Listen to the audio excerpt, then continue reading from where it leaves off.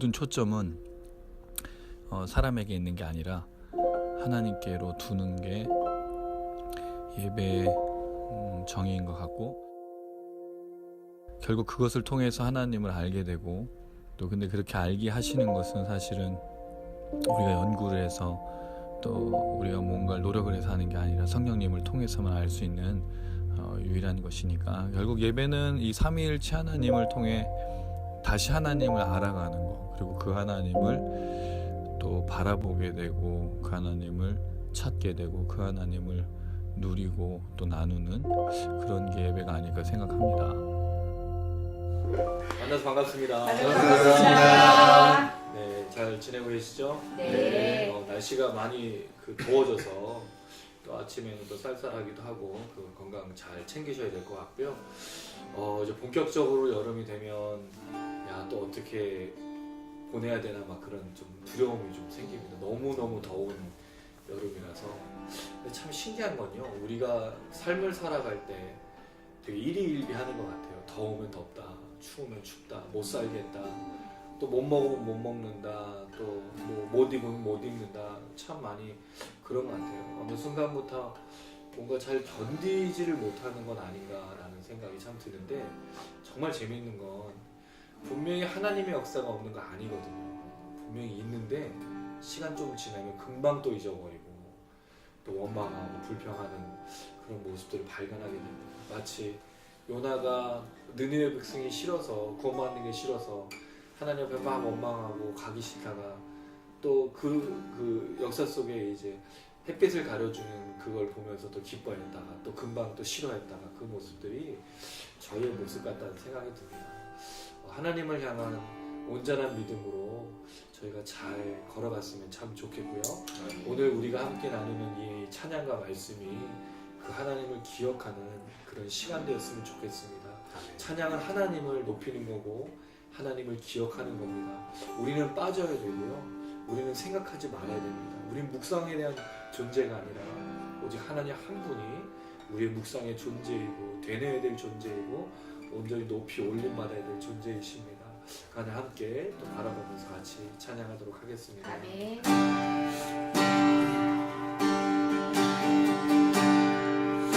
주님의 임재를 사모하네.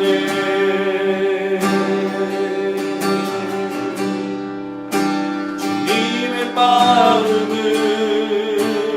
담기 원하네.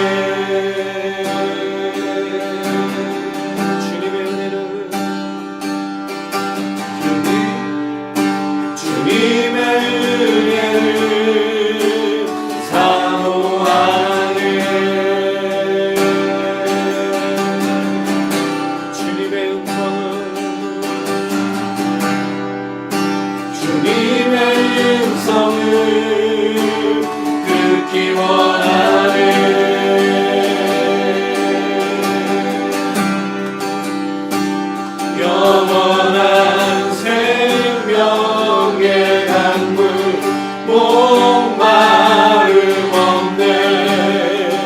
날 회복해. 영원한 생명의 말씀 부족함 없네. 날 거룩해.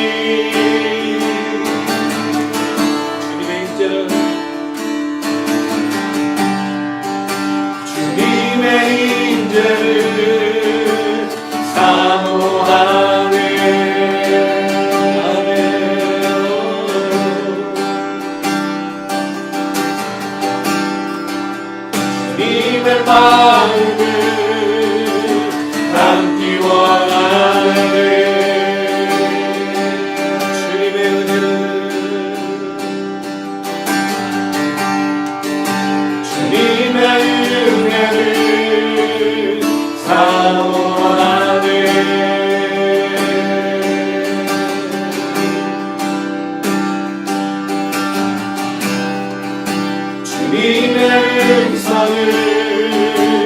듣기 원하네.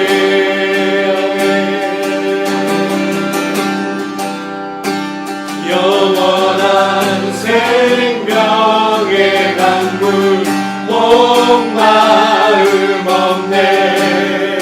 날 회복해. 영원한 생명의 말씀 부족함 없네. 날 자유해. 영원한 생명의 강물 목마름 없네. 날 회복해. 영원한 생명의 말씀 부족함 없네. 날 자유해.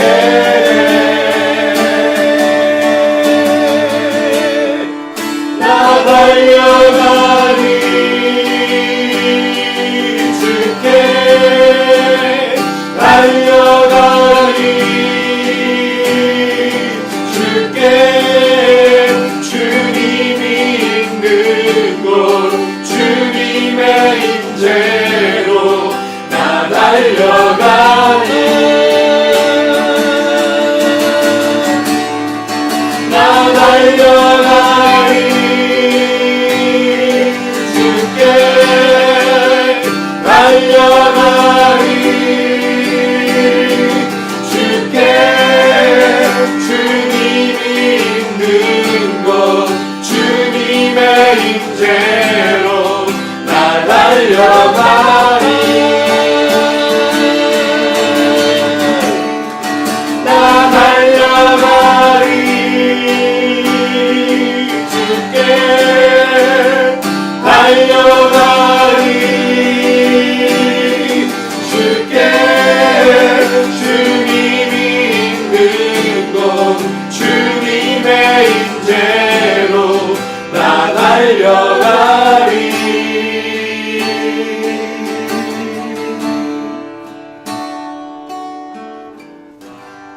할렐루야. 우리가 정말 주님의 임재로 달려가는 것 얼마나 기쁜 일입니까? 우리를 기다리시는 그 주님이 계시기 때문입니다. 그렇게 우리를 기다리시는 주님을 바라볼 때 우리 주님이 얼마나 위대하시고 놀라우신지 생각했으면 좋겠습니다. 오늘 차를 타고 오면서 아내랑 그런 얘기를 했습니다. 예수는 누구신가? 우리 히브리서를 통해서 발견할 때마다 주는 그리스도시요 살아계신 하나님의 아들이십니다 라는 그 고백을 하고 있습니다. 주님 얼마나 위대하신지, 주님이 우리 찬양받기 합당하신 그 놀라운 분이라는 것을 저희가 고백을 했습니다. 여러분 그게 우리의 고백이길 바랍니다. 우리의 모든 걸 해결해 주기 위해서, 삶의 문제를 해결해 주기 위해서 오신 분이 아니라 가장 중요한 부분, 살아계신 하나님의 아들이시고 그리스도라는 사실을 우리가 선포하게 간절히 소망합니다. 그 주님 바라보며 함께 찬양하시겠습니다.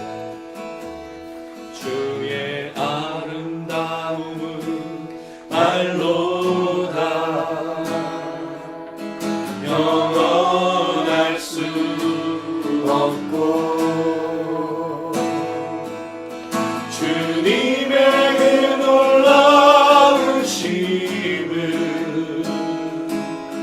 다 표현할 수가 없네.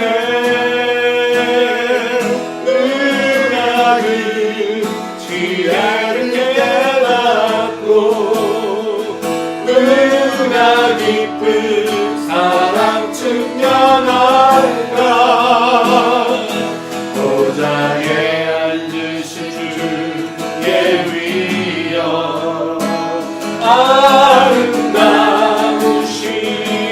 주님, 내가 주를 경배하고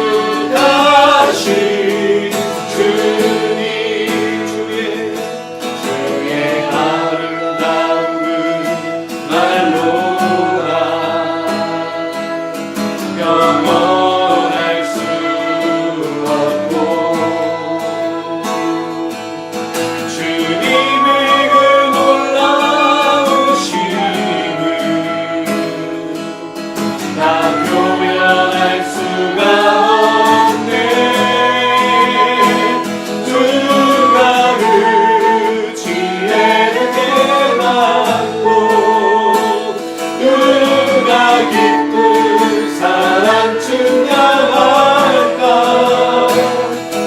보좌에 앉으신 주의 위엄 아름다우신 주님 내가 주를 경외함으로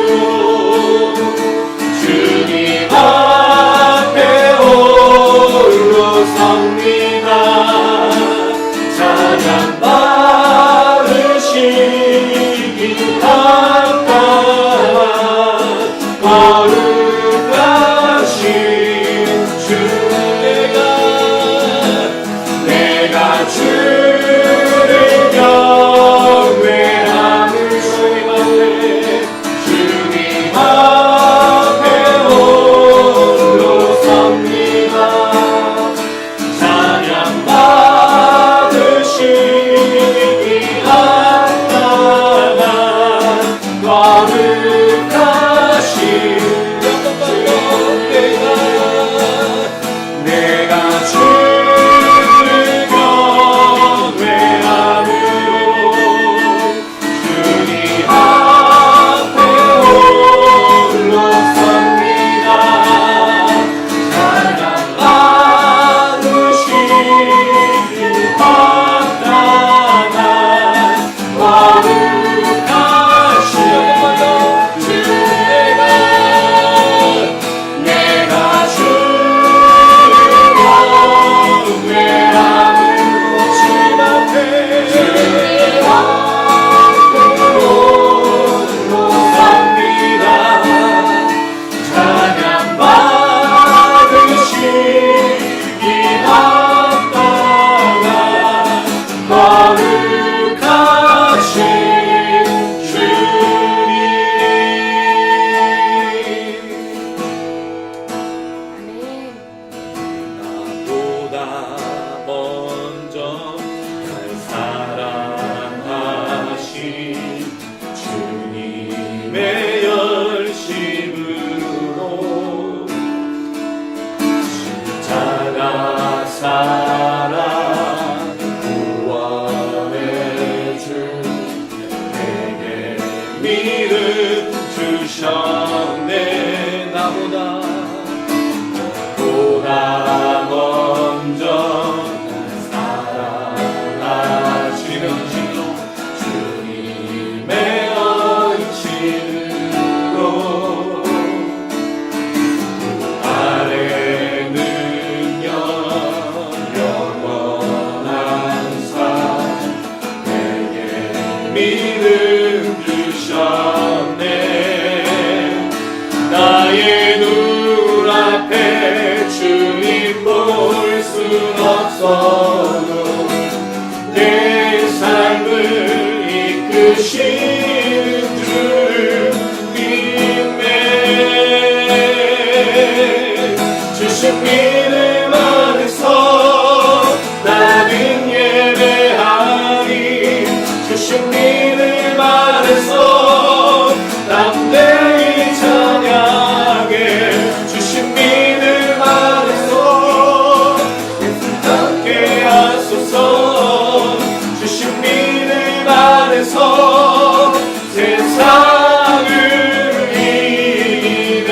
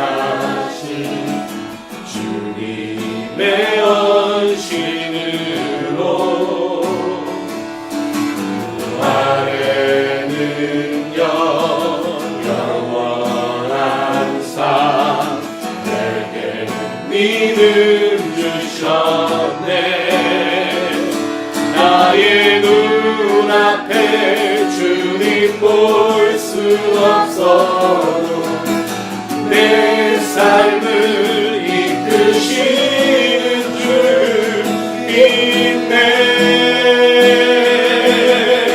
주신 믿음 안에서 나는 예배하니 주신 믿음 안에서 담대히 찬양해.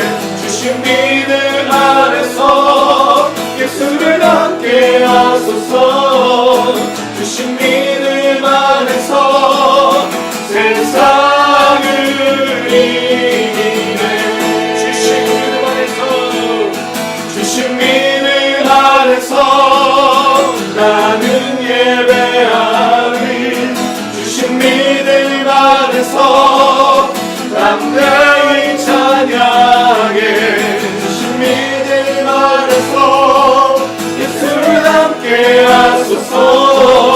주신 믿음 안에서 세상을 이기네. 주신 믿음 안에서 주신 믿음 안에서 나는 예배하리. 주신 믿음 안에서 담대히 찬양해. 주신 믿음 안에서 예수를 닮게 하소서. 주신 믿음 안에서 세상을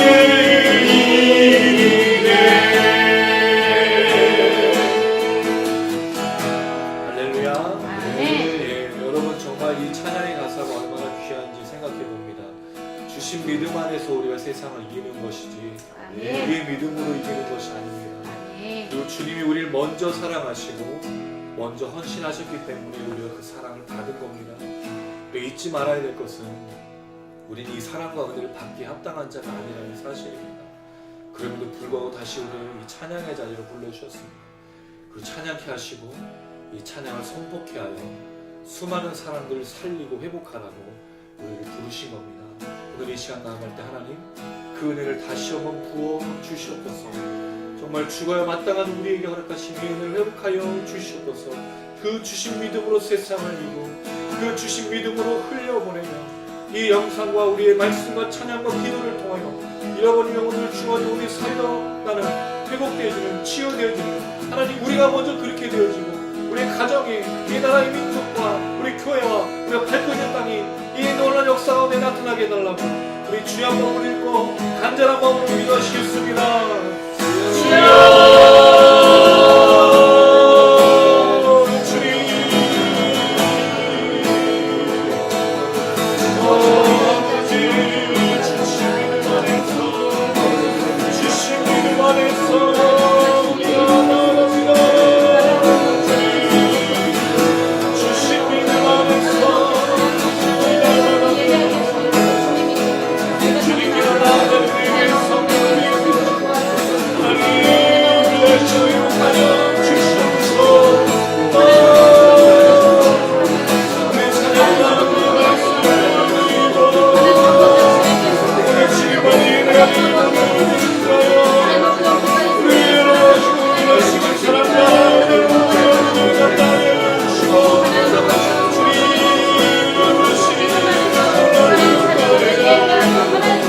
올라가게 하여 주시옵소서.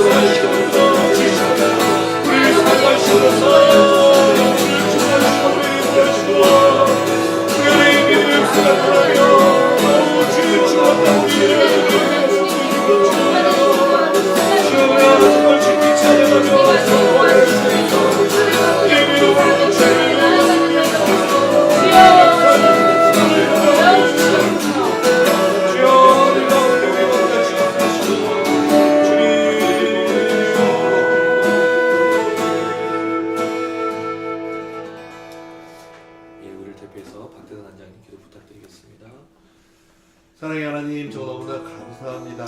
이 시간 정말 우리 축전 미스들을 통해서 함께 모여서 함께 주님을 찬양하고 예배드릴 수 있도록 인도하시 너무나 감사합니다. 아버지 주님은 살아계시고 역사하시는 줄로 믿습니다. 이 시간 주님께서 함께 동행하신 줄로 믿습니다. 그 은혜가 저희가 충만할 수 있도록 주여 인도하여 주시옵시고 아버지 2000년 전에만 역사하셨던 그 예수 그리스도가 아니라 지금 이 순간에도 역사하시며 저희가 동행하심을 고백할 수 있도록 주여 인도하여 주시옵소서. 아버지 하나님께 말씀을 깨닫는 지혜를 더하여 주시옵시고 정말 아버지 온전한 진리의 말씀을 깨달아 함으로 인해서 세상에 옳고 많은 그 세상 지식을 더하는 것이 아니라 아버지 온전한 지혜를 통하여 제 삶이 정결해질 수 있도록 주여 인도하여 주시옵시고 하나님이 원하시고 뜻하시고 무엇을 깨달을 수 있도록 도와주시옵시고 그 길을 담대히 걸어갈 수 있는 우리 지혜를 낼 수 있도록 주여 인도하여 주시옵소서. 저희들에게 믿음을 주시니 너무나 감사합니다. 깨닫게 하시니 너무나 감사합니다. 그 은혜가 저희로 충만할 수 있도록 주여 인도하여 주시옵시고 저희들 가운데 닥쳐있는 많은 어려운 문제들을 주 앞에 고백함으로 인하여서 아버지 그 해결함을 만날 수 있도록 주여 인도하여 주시옵시고 그를 통해 살아계신 하나님의 역사함을 경험하며 아버지 그를 통해 많은 사람들의 주님을 증거할 수 있는 자 될 수 있도록 주여 인도하여 주시옵소서. 하나님 이 시간 정말 주의 말씀을 깨닫기를 원합니다. 그 은혜가 저희로 충만할 수 있도록 주여 인도하여 주시옵시고 최윤호 목사님의 말씀을 전하실 때 아버지 충만하심을 통하여서 그 말씀이 하나님의 귀한 말씀이 되어지고 대언자가의 말씀을 통하여 정말 그 말씀이 하나하나 살아서 저희가 역사할 수 있도록 주여 인도하여 주시옵소서. 아버지 이 영상을 보는 자들 위에도 함께 해주시고 그들의 동일한 은혜를 더하심으로 인하여서 아버지 그 사랑의 하나님을 경험하며 하나님을 고백할 수 있는 자를 될 수 있도록 인도하여 주시옵소서. 기도하며 감사드리며 예수님의 이름으로 기도드리옵나이다. 아멘.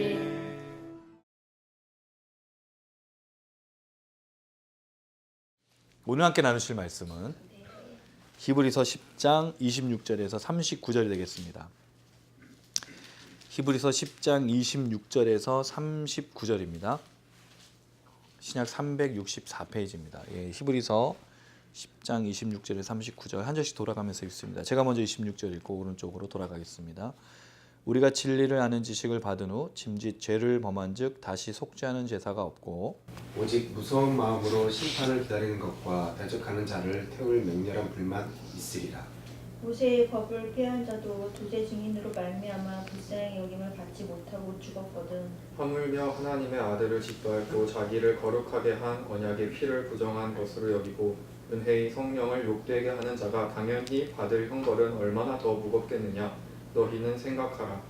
원수 갚는 것이 내게 있으니 내가 갚으리라 하시고 또 다시 주께서 그의 백성을 심판하리라 말씀하신 것을 우리가 아노니 살아계신 하나님의 손에 빠져 들어가는 것이 무서울진저 전날에 너희가 빛을 받은 후에 고난의 큰 싸움을 견디어낸 것을 생각하라. 혹은 비방과 환란으로서 사람에게 구경거리가 되고 혹은 이런 형편에 있는 자들과 사귀는 자가 되었으니 너희가 갇힌 자를 동정하고 너희 소유를 빼앗기는 것도 기쁘게 당한 것은 더 낫고 영광한 소유가 있는 줄 알미라. 그러므로 너희 담대함을 버리지 말라. 이것이 큰 상을 얻게 하느니라. 너희에게 인내가 필요함은 너희가 하나님의 뜻을 행한 후에 약속하신 것을 받기 위함이라. 잠시 잠깐 후면 오실 이가 오시리니 지체하지 아니하시리라. 같이 읽겠습니다. 나의 의인은 믿음으로 말미암으나 살리라. 또한 뒤로 물러가면 내 마음이 그를 기뻐하지 아니하리라 하셨느니라. 우리는 뒤로 물러가 멸망할 자가 아니요 오직 영혼을 구원함에 이르는 믿음을 가진 자니라. 아멘. 새 언약의 중보자이신 예수, 대제사장이신 예수의 이제 두 번째 적용이 무엇인가를 오늘 좀 이야기를 나누고자 합니다. 지난주에는 그 이야기의 중요한 부분이 하나님께로 나아감이라는 부분을 이야기했습니다. 왜냐하면 하나님께로 나아갈 수 없었던 자들이 예수가 대제사장이 되어 그가 희생제물이 되시고 그가 죽으심으로 그 제사를 온전하게 이루셨기 때문이었고 그 제사의 효력이 그냥 끝난 게 아니라 영원한 하나님 우편에 앉아 보좌 우편에 앉아 계셔서 그거를 중보하시기 때문에 증거하시기 때문에 하나님께로 나아갈 수 있게 되었다라고 말씀을 드렸습니다. 하나님께로 나아감이라는 이 중요한 주제는 우리에게 너무나 중요한 겁니다. 왜냐하면 에덴 동산에서 죄인이 쫓겨났던 것들이 회복되어지는 게 바로 하나님께로 나아감이거든요. 하나님께로 나아갈 수 있는 자가 없었죠. 아담의 그 범죄 이후에 어떤 방법이 없었습니다. 나아갈 수 있는 방법이 하나님께 찾아오시지 않으면 하나님께 갈 수 있는 방법이 없었어요. 근데 예수가 그 모든 것들을 이루신 겁니다. 그래서 예수가 대제사장이시면서 새 언약의 중보자가 되셔서 누구나 이제 하나님께로 나간. 근데 이 하나님께로 나간다는 주제는 좀 우리에게 굉장히 낯선 주제이기도 합니다. 왜냐하면 우리는 하나님께로 나아가는 것을 본 적이 없어요.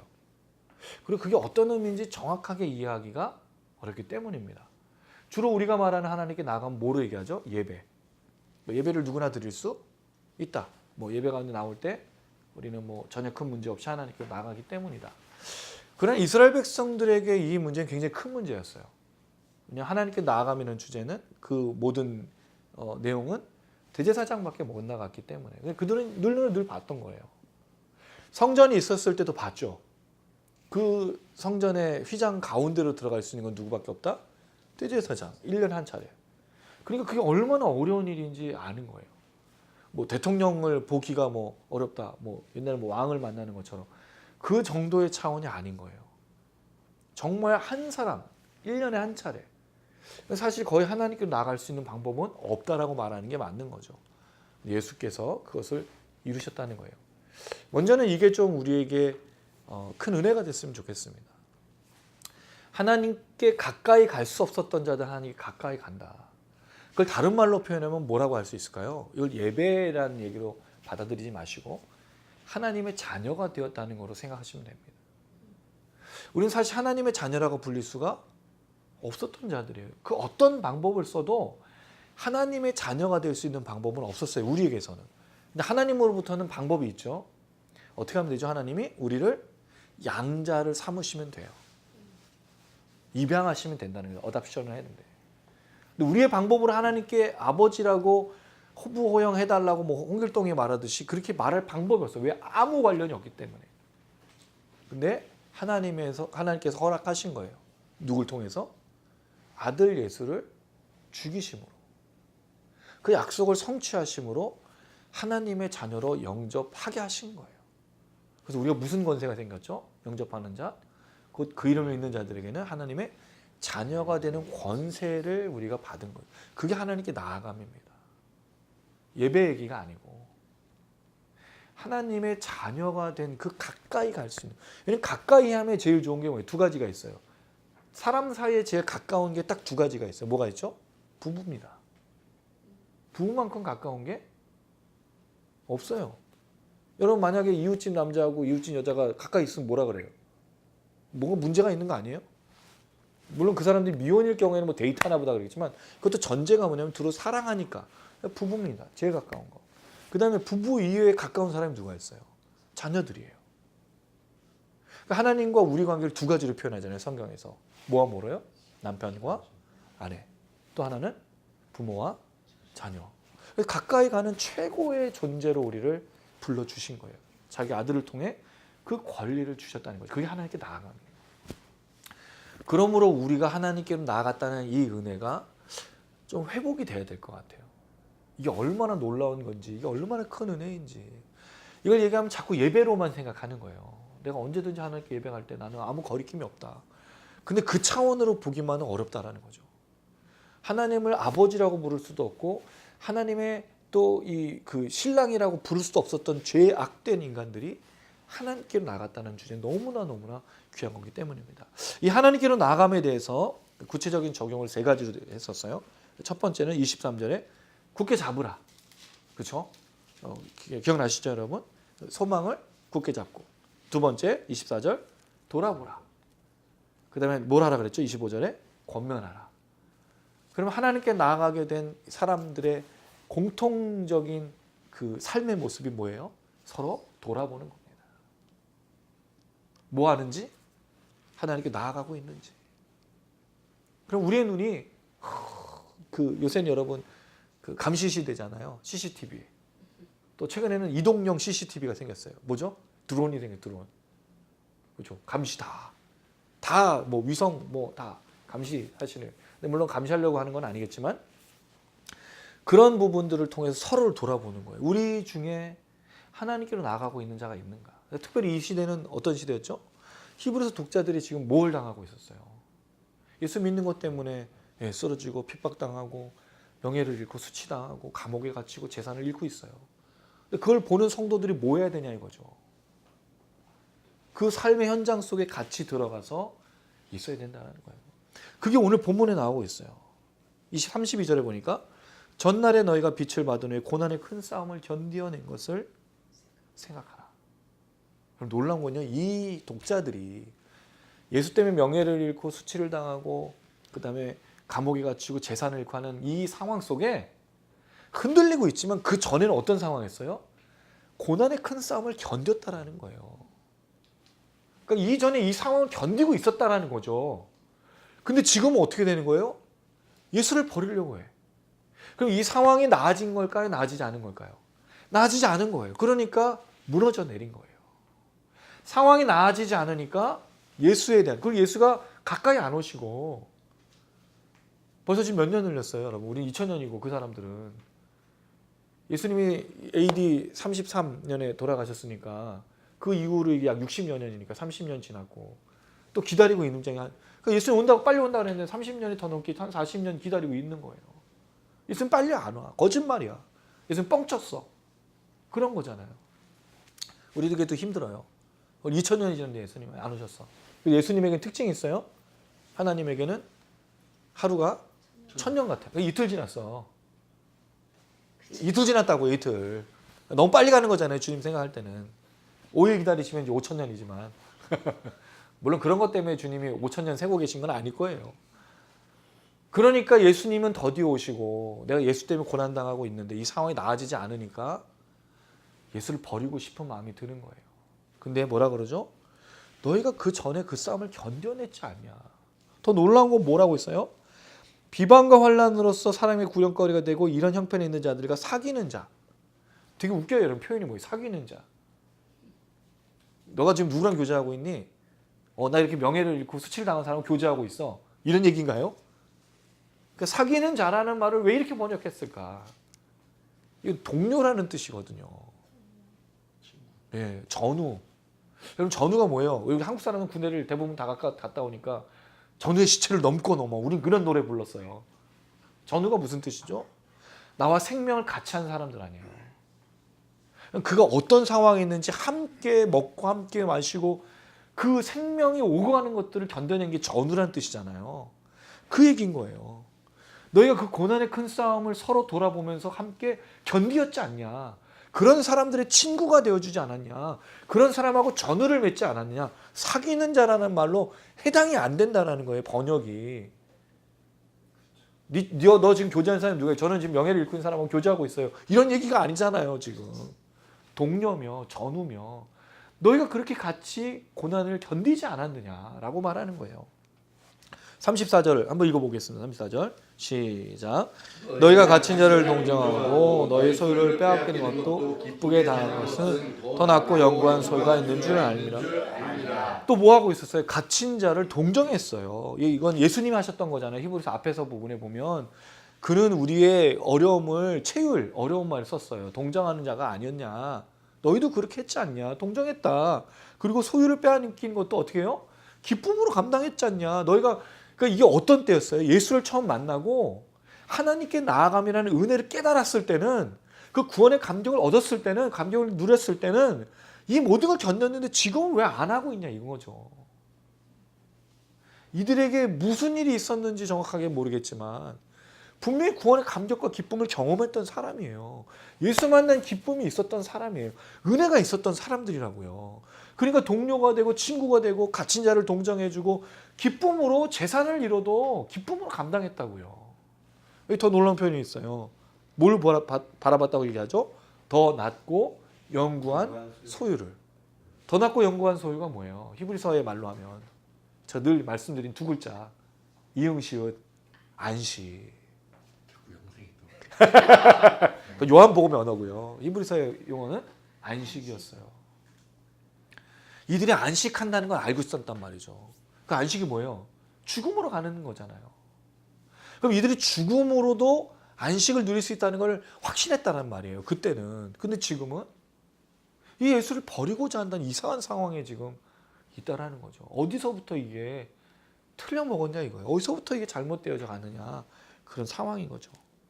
35절에 그래서 그 얘기를 하는데 이건 이 두 번째 얘기는 조금 이따 하도록 하고 이렇게 서로 돌아보는 게 하나님께 나아가는 거에 그 첫 번째 적용이라 그랬어요. 이제 오늘 두 번째 적용을 좀 하려고 할 때 이 말씀을 두 부분을 생각해 볼 수 있습니다. 첫 번째 부분은 경고의 내용이 나오고 두 번째 부분은 뭐 어떻게 해라는 명령이 나오는데 첫 번째 경고의 내용이 이렇게 나오고 있어요. 26절부터 31절인데 자 여기도 보면 26절에는 6장 1절에서 6절에 나왔던 성령의 비침을 얻고라는 비슷한 표현이 나와요.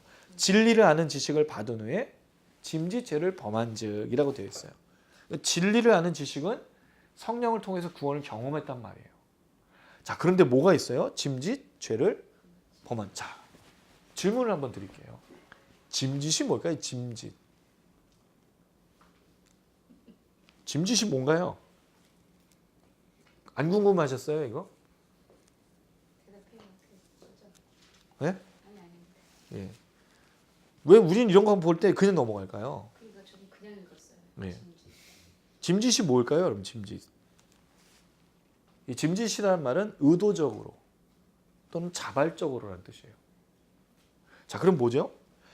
진리라는 지식을 받은 구원을 받았단 말이에요. 구원을 받은 후에 짐짓죄를 범했어요. 의도적으로, 자발적으로. 그럼 구원을 받은 후에 의도적으로, 자발적으로 고범죄를 지으면 뭐가 없어요? 다시 속죄한 제사가 없어. 이 속죄한 제사가 없다라는 말은 정확한 표현으로 보면 남겨져 있지 않다는 뜻이에요. 왜? 제사가 다시 없죠? 누구 때문에? 예수가 다 이루셨으니까 제사가 없는 거예요. 자, 그럼 질문이 들을 수 있어요. 고민이 생길 수밖에 없다는 거죠. 우리가 짓는 죄가 무슨 죄예요, 여러분? 본인이 생각지도 않았는데 죄를 짓고 계신가요? 무의식 중에? 내가 어쩔 수 없이 죄를 지은 거예요? 어쩔 수 없이. 아니잖아요. 우리 이거 무슨 죄를 짓고 있어요? 의도적이고 자발적인 짐짓죄를 범하고 있어요. 참 구원받은 후에 죄 지으면 어떻게 되는 거예요? 뭐가 없어요? 속죄가 없어요. 문제가 생기잖아요. 예수님 대제사장이시고 세언약의 중보자라며요. 그럼 우리 죄는 어떻게 되는 거예요? 이 히브리서 기자가 지금 노망이 났어. 치매에 걸린 거야. 앞에 얘기하고 뒤에 얘기가 달라. 이게 무슨 뜻이에요, 여러분 이게? 생각 안 해보셨죠? 덮어요. 딱 덮어 이제. 다 덮고 앞에 것만 생각해. 이거 어떻게 해결하실 거예요, 이거를? 이 문장을 가지고만 생각하면 안 되는 거예요. 그 다음에 표현이 이렇게 돼 있어요. 27절 한번 읽어보겠습니다. 시작. 오직 무서운 마음으로 심판을 기다리는 것과 대적하는 자를 태울 맹렬한 불만이 있으리라. 제사가 남겨져 있지 않고 뭐만 기다리고 있어요? 심판과 불의 맹렬함이 기다리고 있어요. 남겨진 게 뭐예요? 사실 기다리고 있다는 말은 없고요. 기다림이라는 표현은 앞에는 있는데 있는이라는 말은 없어요. 그건 26절에 나오는 남겨져 있다라는 말을 여기서 같이 27절에서 쓰고 있는 것처럼 보입니다. 그러니까 결국 무서운 마음으로 심판을 기다리는 것과 대적하는 자를 태울 맹렬한 불이 남겨져 있다라는 뜻이에요. 그럼 짐짓, 의도적으로 죄를 짓고 고범죄, 자발적으로 짓는 죄에게 뭐가 남겨져 있어요? 심판. 그럼 우리 용서받은 게 아니에요. 우린 지금도 죄를 짓고 있으면 용서가 없다는 뜻이잖아요, 이 말이. 자, 그래서 그 다음에 또 이렇게 얘기합니다. 더 무서운 얘기를 해주고 있어요. 28절. 모세의 법을 폐한 자도 두세 증인으로 말미암아 불쌍하게 받지 못하고 죽었거든. 모세의 법은 율법이죠. 율법을 저질렀을 경우에는 어떻게 되죠? 두세 명의 증인이 고발을 해요. 범죄한 자에 대해서. 그래서 그 사람을 어떻게 만들어요? 자비 없이 죽이는 거예요. 특별히 이제 뭐 간음죄 또는 뭐 안식일을 범한 죄, 돌로 쳐 죽였어요. 근데 이게 이 돌로 쳐 죽인다는 의미가 교수님 한 분은 이런 설명을 해주셨어요. 이게 탈무드 얘기인지 어떤 예법인지 정확하게 잘 모르겠는데 증인이 범죄한 자를 절벽으로 데리고 간대요. 절벽, 떨어져서 죽을 만한 데를 데려가면 증인이 그 범죄한 자의 눈을 마주보고 밀어버린대요. 증인 아무나 하는 게 아니에요. 거짓 증인이 되면 안 되는 거예요. 그렇게 무서워요. 증인이 밀어버리는 거예요. 그럼 떨어져. 죽으면 끝인데 만약에 죽지 않았어. 숨이 붙어 있어. 그럼 또 증인이 이 돌을 이 가슴에 얹어서 죽이는 거예요. 증인 아무나 할 수 없는 거예요. 그렇게 죽였다라는 거죠. 두세 증인이. 자비가 없어요. 하나님의 법을 지키지 않으면 자비가 없는 거예요. 그렇게 죽었거든. 자, 그 다음에 이 고범죄가 뭔지, 자발적이고 짐짓죄를 짓는 게 뭔지 설명하고 있습니다. 29절 한번 읽어볼게요. 시작. 하물며 하나님의 아들을 짓밟고 자기를 거룩하게 한 언약의 피를 부정한 것으로 여기고 은혜의 성령을 욕되게 하는 자가 당연히 받을 형벌은 얼마나 더욱 있겠느냐. 너희는 생각하라. 자, 첫 문장은 너희는 생각해야 된다, 또는 너희는 생각하는 것인가? 좀 이상한데, 이게 생각하다라는 그 말이 아니고 의문문으로 되어 있어요. 질문을 하는 건데 뭐라고? 해야 되지 않겠느냐? 네, 그런 이런 의미죠. 예. 생각해야 되지 않겠느냐라는 이런 질문을 하고 있는 거예요. 자, 그럴 때 세 가지를 얘기해요. 그 고범죄가 뭔지. 첫 번째, 하나님의 아들을 짓밟고. 하나님의 아들을 짓밟는다는 말이 무슨 뜻일까요? 히브리서에 이 얘기가 나온 게 있어요. 이걸 설명할 수 있도록. 하나님의 아들을 짓밟는다는 말이 무슨 뜻일 것 같습니까? 우리 뭐 신사 참배하던 그 일제 치하 시절 때 예수님의 뭐 십자가를 밟고 지나가, 뭐 그런 뜻일까요? 그게 아니에요. 히브리서에는 이 말을 굉장히 중요한 언어로 쓴 적이 있어요. 예수님께서 대제사장의 역할을 하시고 하나님 나라 갔을 때 어디에 앉아 계시다고 말하죠? 하나님 우편에. 그 우편에 앉아 계실 때마다 등장했던 중요한 말이 있었어요. 어구가. 뭔지 기억나시나요? 하나님 우편에 앉아 계실 때 내가 뭐 하길 때까지 앉아 있는다라고 말했어요. 원수가 발등상이 되기까지. 하나님 보좌 우편에 앉아 계신 그 자리에 발등상, 발로 누르는 될 때까지 그 자리에 앉아 계신다고 예수님이 말씀하신 적이 있어요. 히브리서 기자가. 그럼 그동안에 예수님은 하나님의 보좌 우편에서 원수를 짓밟을 때까지 기다리고 계신 거예요. 자, 그런데 지금은 반대로 쓴 거죠. 이 예수를 짓밟는 거로. 이게 무슨 뜻일까요? 예수를 하나님의 아들로 믿지 않는 거예요. 대제사장과 세원의 중보자를 믿지 않는 거예요. 지금 죽어서 하나님 우편에 계신 예수님이 아닌 거라는 거죠. 그럼 고범죄와 의도적으로 짓는 죄, 자발적으로 짓는 죄, 우리가 살인하고 속이고 하는 모든 그런 죄를 말하는 거냐? 그렇게 보기는 어려운 거예요. 이건 예수를 지금 거부하고 있는 거로 보는 것이 맞다는 생각이 듭니다. 두 번째, 자기를 거룩하게 한 언약의 피를 부정한 것으로 여기고. 이 언약의 피가 누구의 피였죠? 예수의 피. 이걸 뭐로 여기는 거예요 지금? 부정한 것으로. 예수의 피 외에 모든 죄를 씻을 수 있는 피가 어디 있어요? 예수의 피만이 가장 거룩하고 깨끗한 피이기 때문이에요. 근데 이 피를 뭐로 여긴다고요? 부정한 것으로. 그럼 예수의 구원의 역사가 있는 거예요? 없는 거예요? 없는 거예요. 믿지 않는 거예요. 오히려 짐승의 피보다 못한 피로 여기는 거죠. 왜? 예수님은 뭐니까? 사람이니까. 자기 죄로 죽은 거예요. 그 피를 아무리 흘려도 효능이 없는 피라고 말하는 거죠. 그럼 이것도 어떻게 보면 우리의 어떤 소소하고 또 짓고 있는 죄에 대한 얘기를 하는 것보다 예수가 하나님의 아들이고 십자가의 죽음이 온전한가를 물어보는 질문이 될 수 있는 거예요. 세 번째, 은혜의 성령을 욕되게 한다라는 말이 무슨 뜻이냐는 거죠. 세 가지가 같은 의미인 거예요, 사실은. 그래서 이걸 다른 말로 하면 다른 죄는 용서를 받지만 어떤 죄는 용서받지 못한다 그러죠? 성령을 모독하는 죄. 그럼 성령을 모독하는 죄가 뭐예요? 어떻게 하면 성령이 모욕감을 느끼니? 넌 나를 모욕했어. 죄송합니다. 이게 어떤 영화의 대사였잖아요, 그렇죠? 아, 넌 나에게 모욕감을 줬어. 그거였군요. 죄송해요. 어떻게 해야 성령을 모욕하는 거냐 이거예요. 뭘까요? 하나님의 이름 망령되게 하는 것? 물론 그것도 모욕이 되겠지만 성령을 모욕하게 하는 건 딱 한 가지밖에 없어요. 뭘까요? 예수를 부인하는 거예요. 성령님의 역할이 뭐죠? 양자형으로 하나님을 아바 아버지라 부르게 하는 거예요. 근데 아바 아버지는 누가 부를 수 있어요? 예수를 믿는 자만이 아바 아버지라 부르는 거예요. 근데 만약에 예수를 거부하면 하나님을 아버지라 부를 수 있나요? 못 불러요. 그건 성령님의 역할이 이 하나님의 아들의 영으로 그걸 부르게 하시는 분이 성령님이기 때문인 거예요. 그럼 결국 성령의 모독죄는 뭐예요? 예수를 거부하는 거예요. 그럼 이 세 가지가 다 뭘까요? 똑같은 얘기예요. 이게 왜 히브리서 기자들한테 히브리서 기자가 중요하게 얘기하죠? 독자들이 지금 어떤 상황이었어요? 지금 명예를 잃고 수치를 당하고 재산을 잃고 감옥에 갇힌 이 상황 때문에 예수를 어떻게 하려고? 거부하려고 하니까, 부인하려고 하니까, 떠나려고 하니까 그게 무슨 죄라고요? 그게 고범죄고, 아무리 구원의 감격 있고 구원의 역사가 있어도 예수를 거부하면 뭐만 남아요? 심판과 불밖에 남아있지 않아. 그 모세의 법을 지키지 않았을 때 당하는 그 심판처럼 너에게도 그것밖에 남지 않는다고 강력하게 얘기하고 있는 거예요.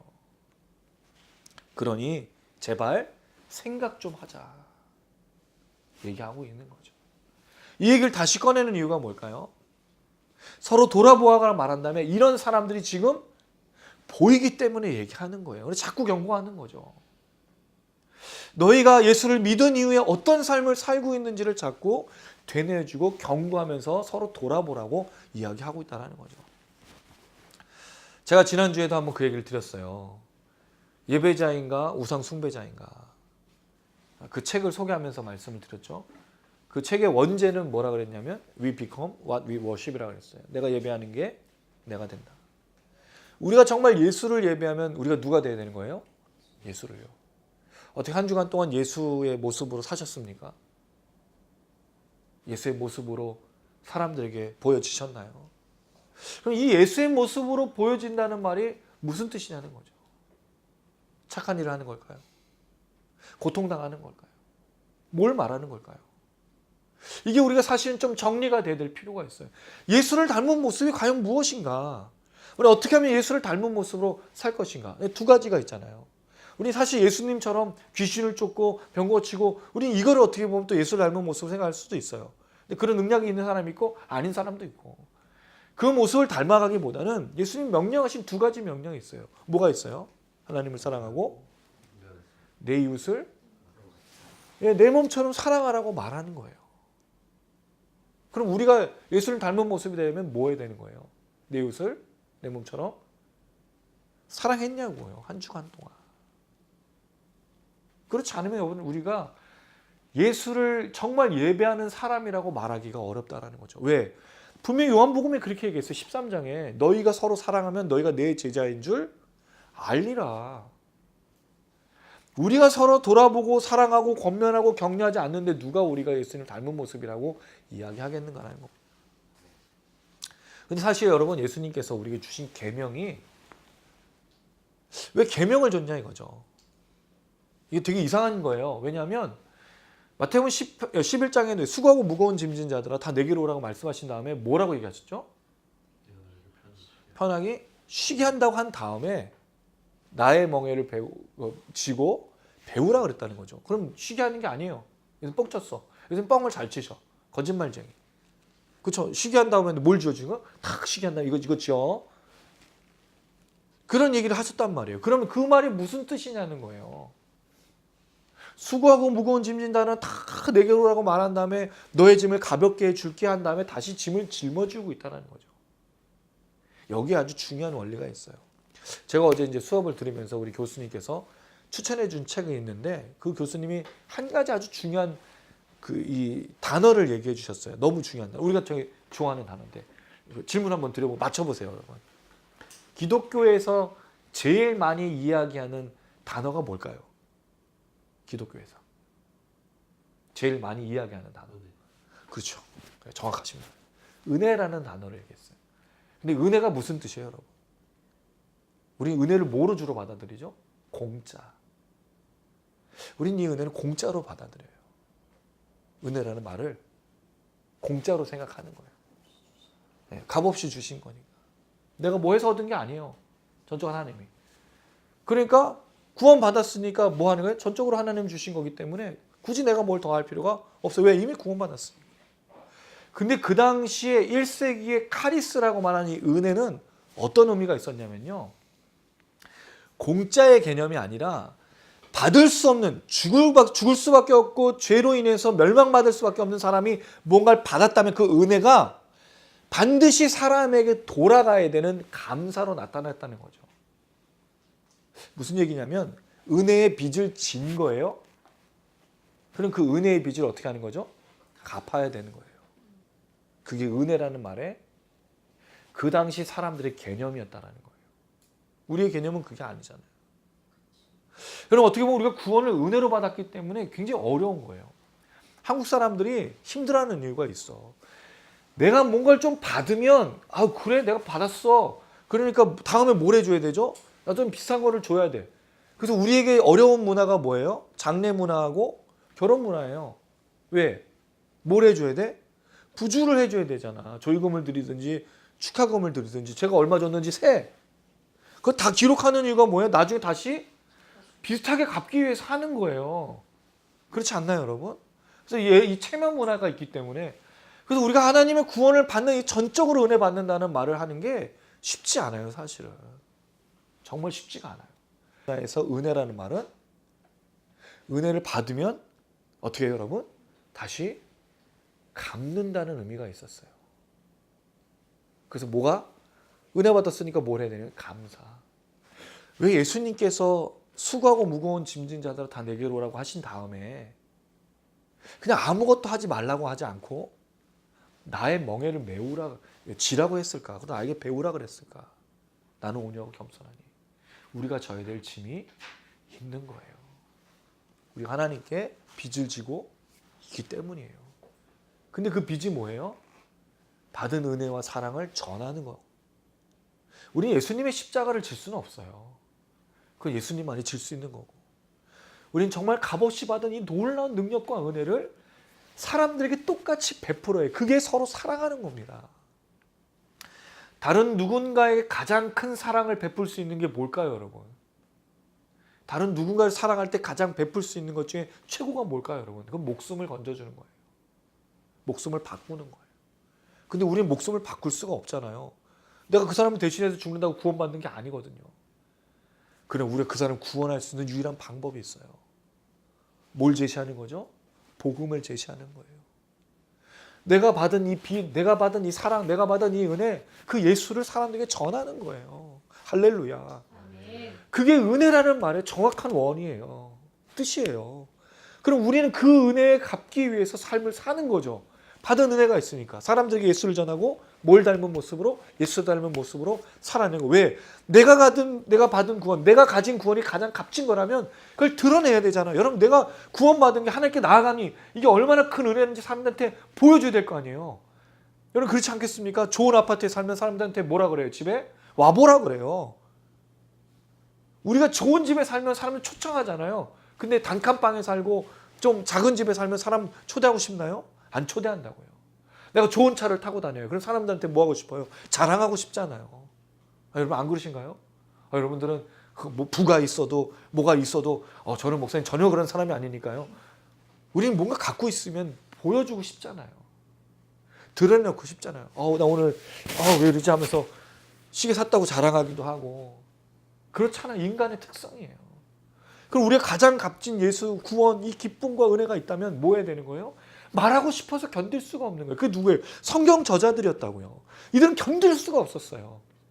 자기가 받은 구원, 자기가 믿고 있는 예수에 대해서 말하지 않고서는 삶을 살 수가 없는 거예요. 사도 바울이 다메섹도상에서 예수를 만나고 하나님께 나아감이라는 그 구체적인 역사를 경험하고 평생 그 일을 위해서 모진 고통과 감내 그리고 부든 가난하든 전혀 상관없는 이 세상 삶을 도외시하고 살았던 삶이에요. 먹고 살아야 되니까 천막 깁는 일을 했지만 그걸로 부를 추구한다는 다른 목표를 두지 않았다는 거예요. 오직 예수. 전하고 나누고 사람들에게 알려주기 위해 말해주기 위해 자기의 모든 인생을 쓴 거예요. 사실 여러분 이게 예수 닮은 모습입니다. 근데 만약에 우리가 우상을 예배하면 우리는 우상을 닮은 모습으로 살아갈 거예요. 우리의 우상이 뭘까요? 여러분 많은 사람들이 교회에서 추구하는 것들을 보세요. 돈입니다. 그렇죠? 명예, 권력, 남들보다 더 경쟁의 우위에 서는 것. 교회에 있어요. 그럼 평생의 기도 제목이 뭐예요? 그걸 놓고 기도해요. 기도 제목이 그게 끊이지 않아. 근데 정말 우리가 예수를 예배하고 예수를 닮은 모습이라면 입에서 뭐가 나오고 무슨 기도 제목이 나와야 되는 거예요? 예수 전하는 거예요. 사랑하게 해달라고 기도하는 거예요. 기회만 있으면 이 사랑을 보여달라고 우리를 통해서 예수가 드러나고 사랑이 흘러갈 수 있도록 기도하는 거라고요. 근데 여러분 우리가 늘 기도하는 기도 제목이 뭐냐 이거예요. 자녀가 잘 되게 해주세요. 뭐 해주세요. 뭐 해주세요. 전부 그 기도 제목이에요. 밤새 부르짖는 기도가 그 기도라는 거예요. 사실 여러분 어떻게 보면 우리는 우상을 예배하고 있는지 몰라요. 아파트 평수 더 늘리기 위해서 기도하는지 몰라요. 우리 자녀가 좀 더 좋은 대학 가는 게 목표가 돼서 기도하고 있는지 몰라요. 그럼 그건 우리가 우상을 예배하는 것과 같은 거예요. 물론 먹고 마시고 입는 것을 도외시하거나 그런 건 아니고 제가 늘 말씀드렸어요. 그런데 우리가 정말 예수를 예배하고 있다면 뭐가 드러나야 된다고요? 예수요. 왜 우리에게서 구원의 냄새가 나타나지 않냐 이거예요. 왜 우리에게서 이 은혜의 역사가 나타나지 않느냐 이거예요. 사람들에게 구원이 흘러가고 예수 사랑이 흘러가고 내가 받은 이 구원의 감격이 얼마나 기쁜지를 말해주고, 그래서 여기 나온 이 사람들처럼 구원 받았을 때 갇힌 자를 동정하고 명예를 잃는 사람을 위해서 위로해주고 그렇게 위로해줬던 사람들이잖아요. 예수를 믿고 감격이 있을 때 그것을 회복하라고 이야기하고 있다는 거죠. 경고하는 거예요. 여기서 떠나면 뭐밖에 남아있지 않다고요? 심판과 맹렬한 불밖에 남아있지 않다.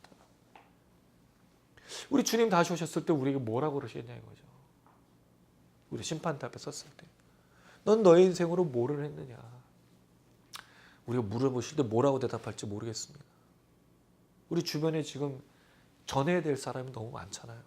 우리 가족들. 좀 기도를 부탁드리는 건 우리 처가댁 형수님 많이 아프셔요. 그래서 기도도 좀 공개적으로도 기도 부탁드리고, 이 기회가 혹시 우리 처가댁 식구를 구원할 수 있는 기회가 되면 좋겠다는 생각이 들어요. 그분들한테 뭘 제시해 줄 수 있을까? 세상의 병원도 어디가 아픈지 정확하게 구별해내지 못해요. 삶의 주관자가 되시고 생사화복을 주관하신 하나님이시잖아요. 하나님께 기도하는 거예요. 하나님 기회를 주세요. 기도하는 거예요. 여러분 우리에게 시간이 많지 않아요. 우리 주변의 사람들에게. 우리가 그 사람들에게 우리가 받은 은혜의 이 빚을 갚는 일에 쉽지 않은 거예요. 정말 쉽지 않은 거예요. 시간이 많지 않습니다. 이 히브리서 기자가 그렇게 이야기합니다. 30절은 넘어가는데 31절 말씀은 좀 독특하니까 하나만 요거는 설명드리고 뒷부분을 정리하겠습니다. 31절 살아계신 하나님의 손에 빠져들어가는 것이 무서울진저. 여러분 살아계신 하나님 어떤 분이시죠? 우리가 살아계신 하나님이라는 성경의 표현은요, 하나님의 창조 또는 하나님의 섭리, 하나님의 인도하신 그 역사를 말할 때 살아계신 하나님을 써요. 근데 여기 표현에는요, 심판하신 하나님을 살아계신 하나님으로 말하고 있어요. 그리고 하나님의 손에 빠져들어간다. 하나님의 손이라는 표현은요, 하나님의 도움, 하나님의 능력, 구원을 말할 때 써요. 근데 여기는요, 심판이에요. 살아계신 하나님이 너를 심판할 거야. 뭐에 대해서? 예수를 부인하고 거부하며 맹렬한 심판과, 그래서 하나님 원수 갚는다고 말하고 내가 너를 심판할 거라고 얘기하는 거예요. 예수 없으면요, 구원 없는 거예요.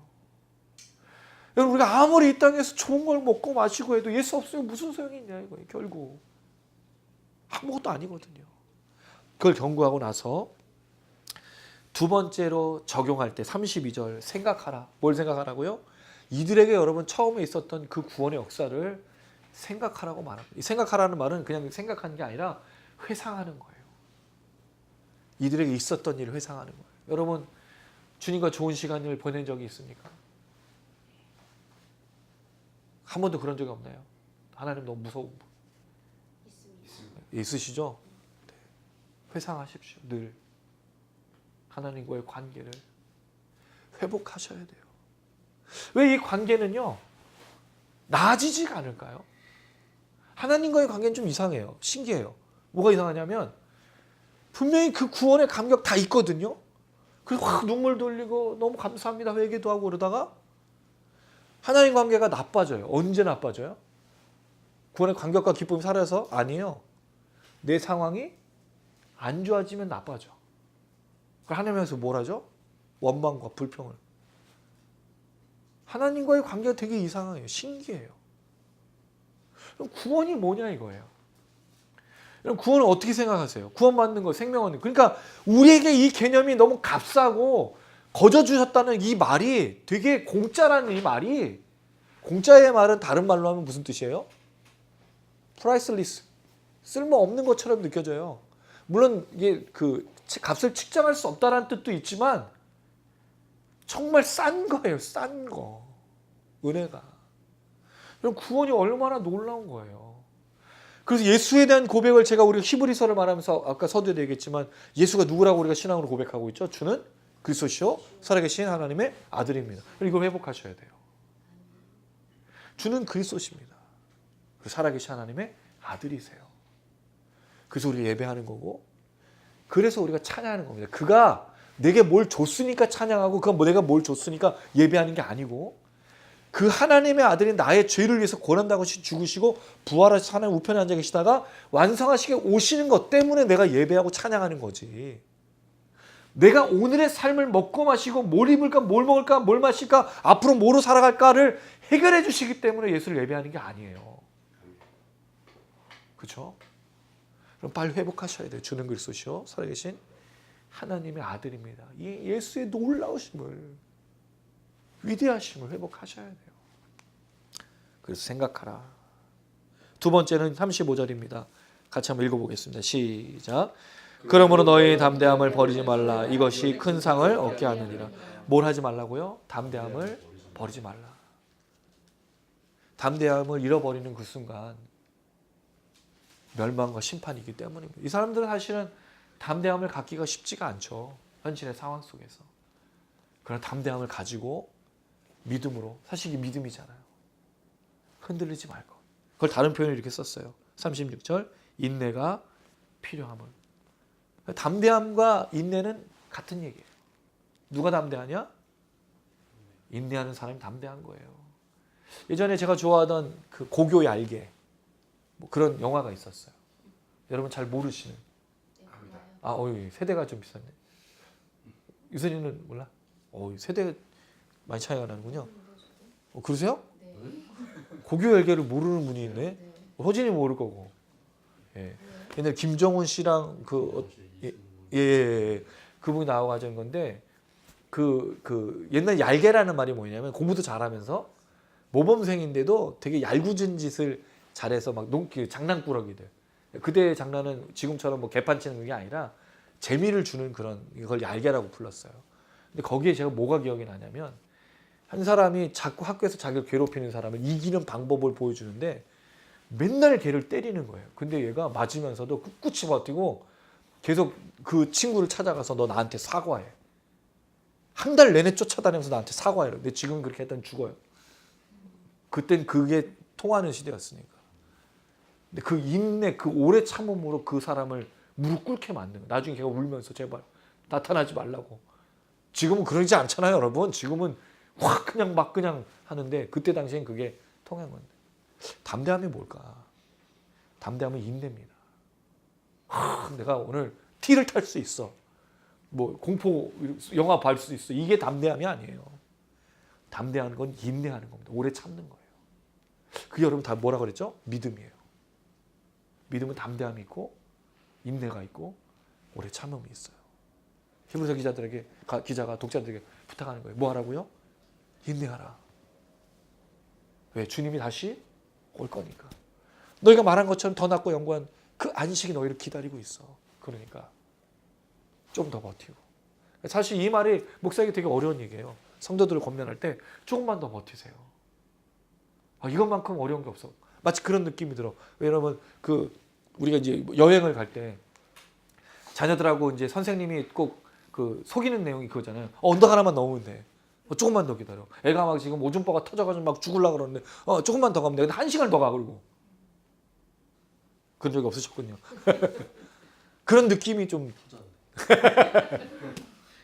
그 웃긴 얘기를 한번 들은 적이 있어서 그거와 유사한 건데 여기서 방송이라 말씀은 못 드리겠고 이따 기도 제목 나눌 때 말씀드리겠습니다.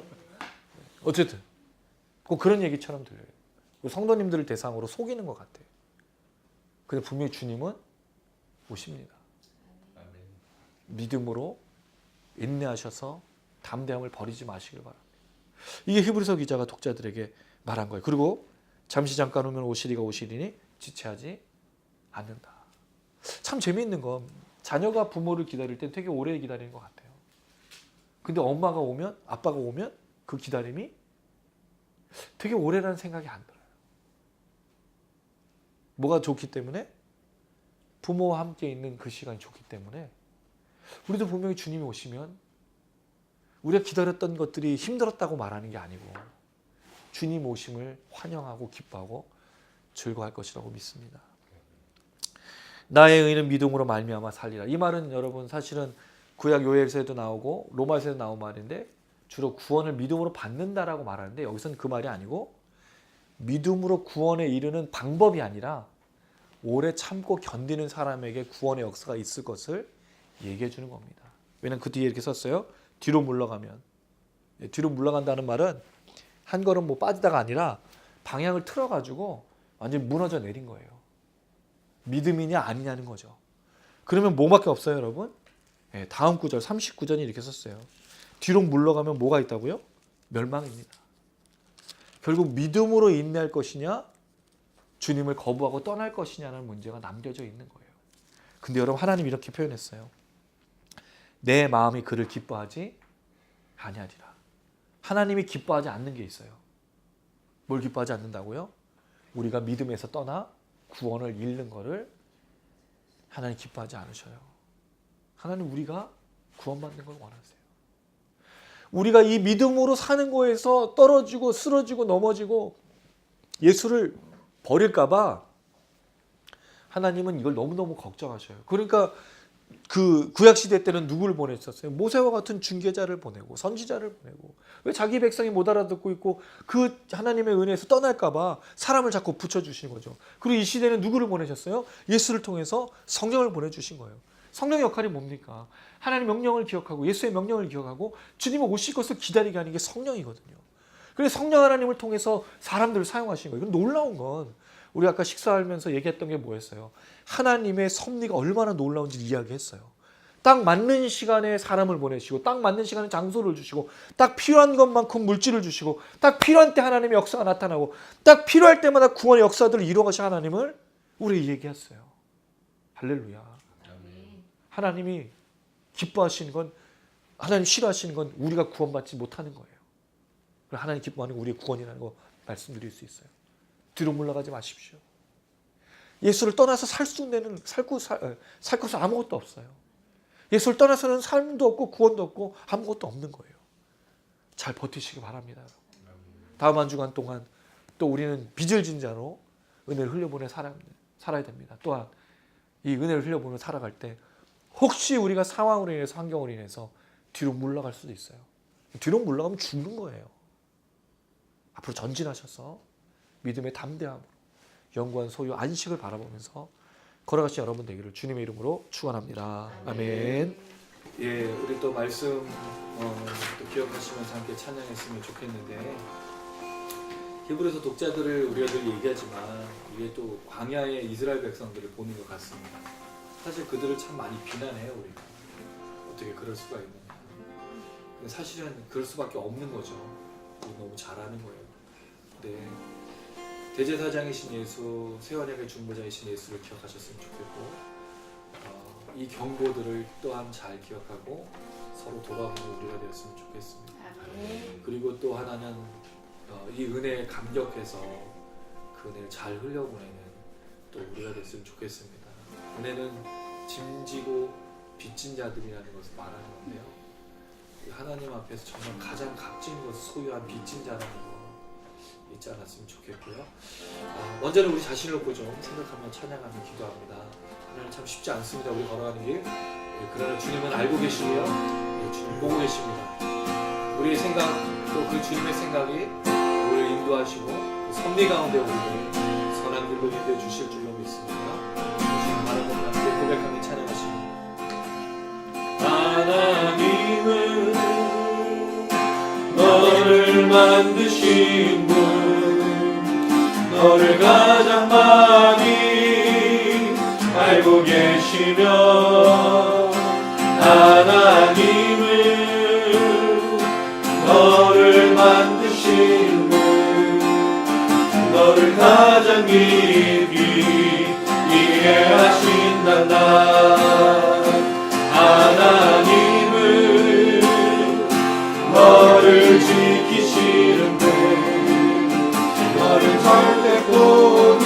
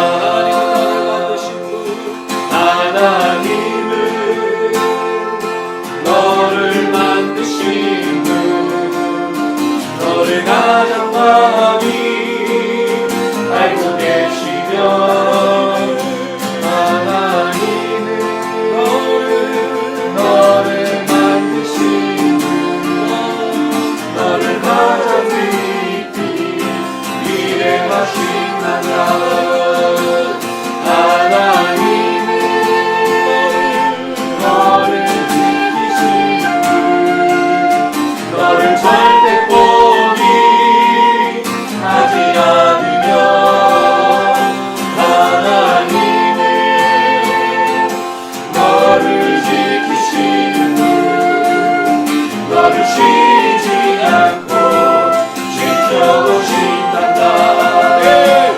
그의 생각 셀 수 없고 그의 자비 무궁하며 그의 성실 날마다 새롭고 그의 사랑 끝이 없단다. 하나님 너를 원하시는 분, 이 세상 그 무엇 그 누구보다 하나님은 너를 원하시는 분, 너와 같이 있고 싶어하신단다. 하나님은 너를 인도하는 분, 너를 인도하는 분, 광야에서도 높은 주의 우호 하나님은 너를 인도하는 불조각으로 인도하신단다. 그의 생각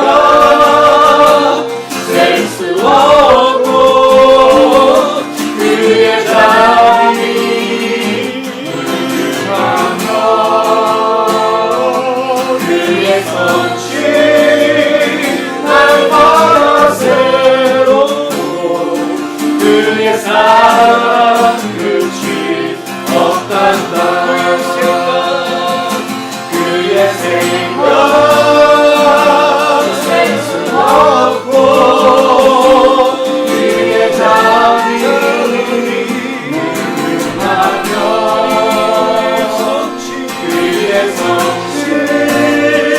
날마다 새롭고 그의 사랑 끝이 없단다.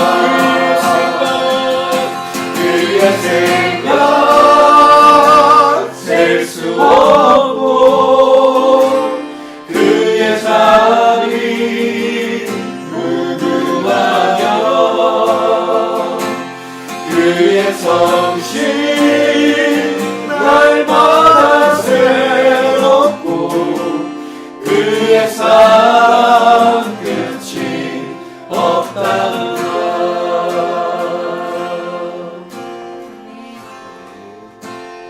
광야를 걷는 것 같은 우리일 수 있습니다. 또 여러 가지 삶의 문제와 무게로 인해서 쓰러질 수 있는 우리들입니다. 또 주님이 알고 계심을 잊지 마시며 그의 생각이 우리 생각보다 더 크며 하나님 우리를 선하게 인도하신다는 사실을 믿어 의심치 마시기 바랍니다. 회상하셔야 됩니다. 그리고 믿음과 담대함으로 걸으셔야 됩니다. 하나님 얼마나 위대하신지, 우리 걸어가신 예수의 십자가의 능력이 얼마나 위대한지를 기억하며 잘 걸어갔으면 좋겠습니다. 우리 같이 기도할까요? 그의 생각이 얼마나 큰지를, 그 상황 환경을 이겨낼 수 있는 놀라운 능력과 은혜를 때마다 일마다 도우시 하나님의 선하신 인도하심을 주여 도와주시옵소서. 주여 채워주시옵소서. 우리 삶의 기도 제목과 문제 가운데 임하여 주시옵소서. 주를 그리스도의 살아계신 하나님의 아들이라는 고백들이 우리를 통하여 흘러가게 하여 주시옵소서. 우리 주여 한번 부르고 간절한 부르 기도하시겠습니다. 주여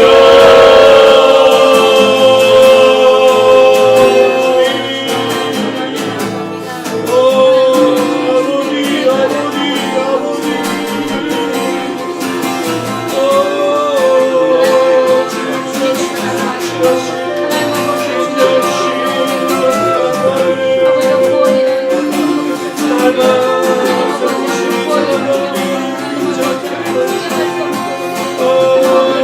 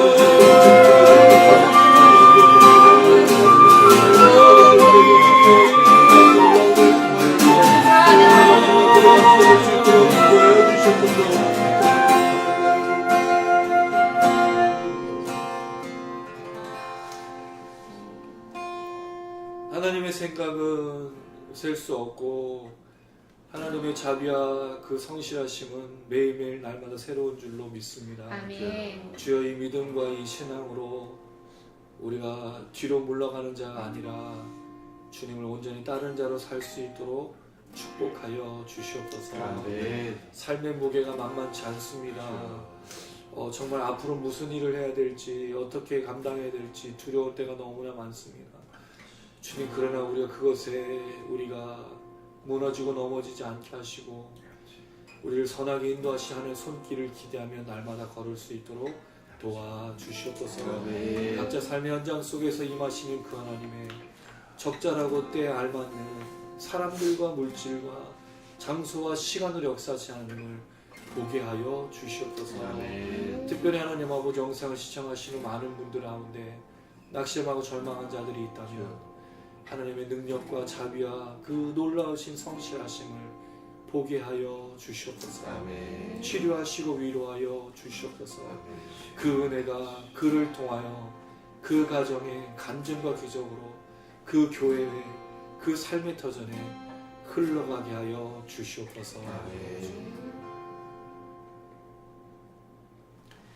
할렐루야. 아멘. 예, 이 은혜가 우리 모두에게 넘쳤으면 좋겠고요.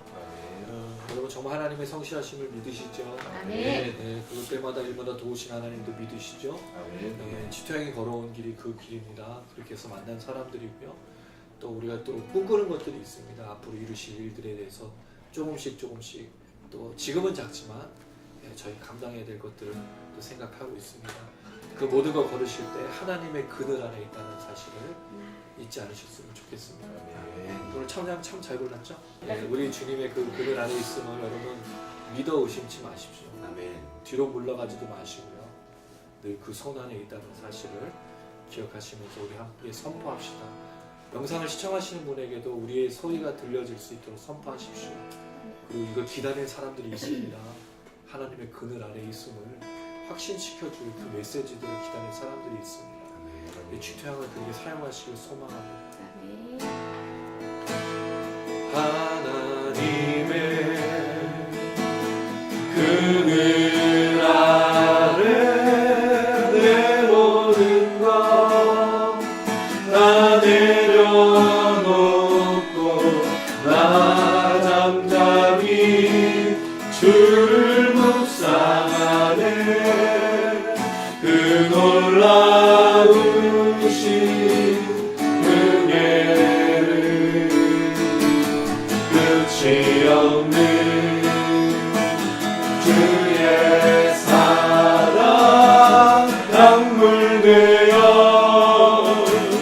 흘러 내 영혼에 자유함 주시네.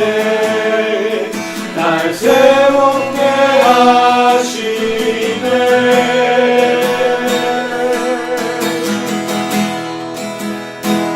하나님 사랑 그 사랑 날 자유케 하네. 하나님 사랑 그 사랑 날 회복해 하네. 하나님의 그늘 아래 내 모든 것 다 내려놓고 나 잠잠히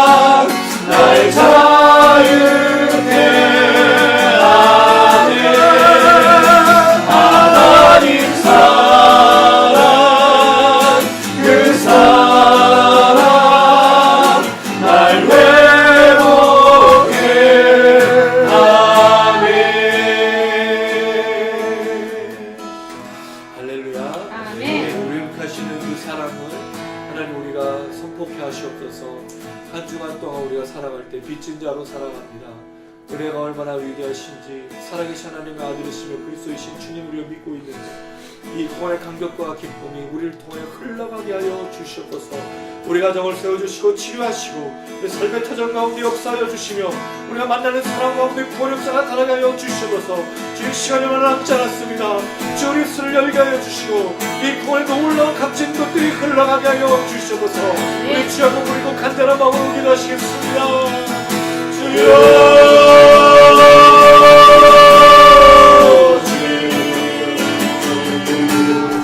아버지 놀라운 구원의 기쁨이 흘러가게 하여 주시옵소서. 전해지게 하여 주시옵소서.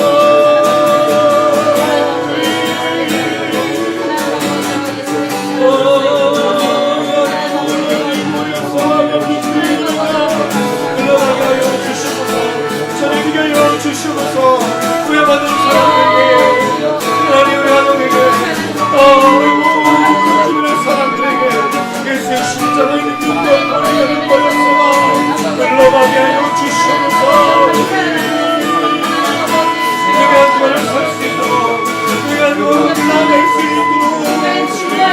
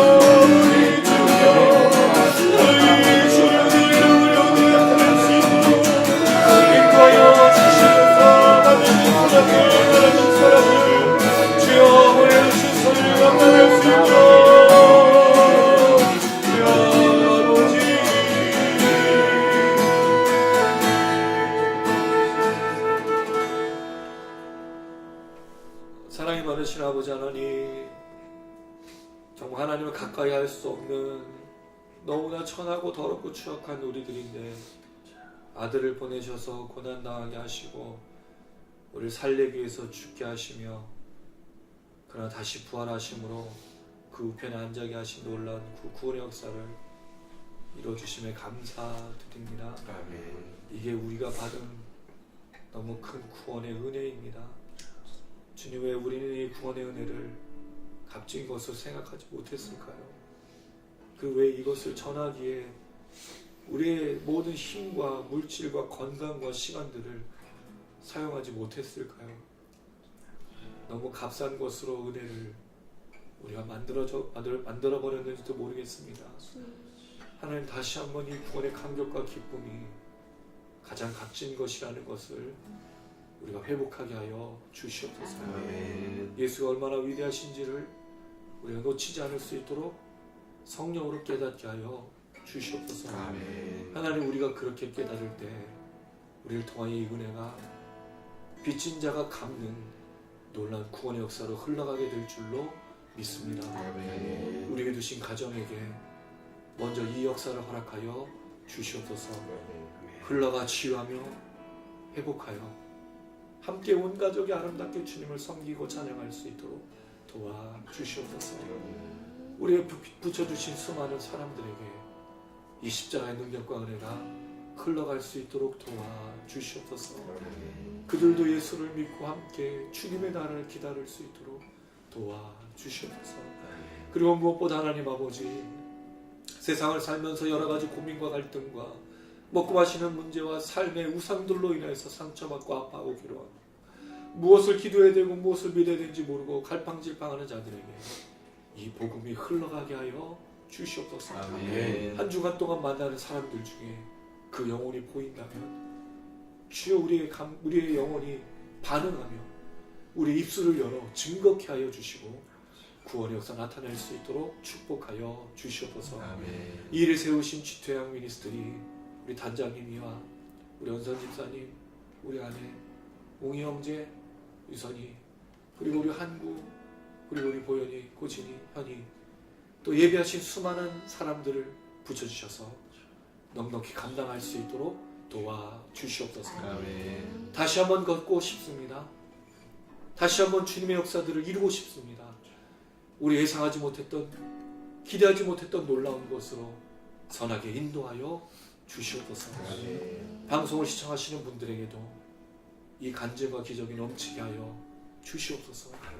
예수를 믿으면 잘 되고 예수를 믿으면 자녀들이 축복받는다는 그 말이 예수 믿으면 모두가 구원받는다는 말로 들릴 수 있도록 역사하여 주시옵소서.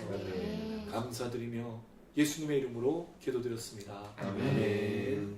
가슴에 손 얹으시기 바랍니다.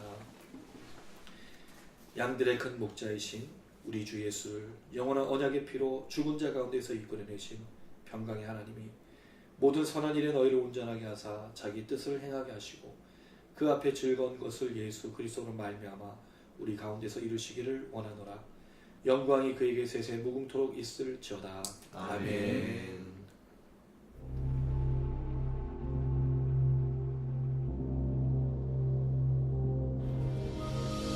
하늘에 계신 우리 아버지여, 이름이 거룩히 여김을 받으시오며 나라의 임하옵시며 뜻이 하늘에서 이룬 것 같이 땅에서도 이루어지이다. 오늘날 우리에게 일용할 양식을 주옵시고, 우리가 우리에게 죄 지은 자를 사하여 준 것 같이 우리 죄를 사하여 주옵시고, 우리를 시험에 들게 하지 마옵시고 다만 악에서 구원하옵소서.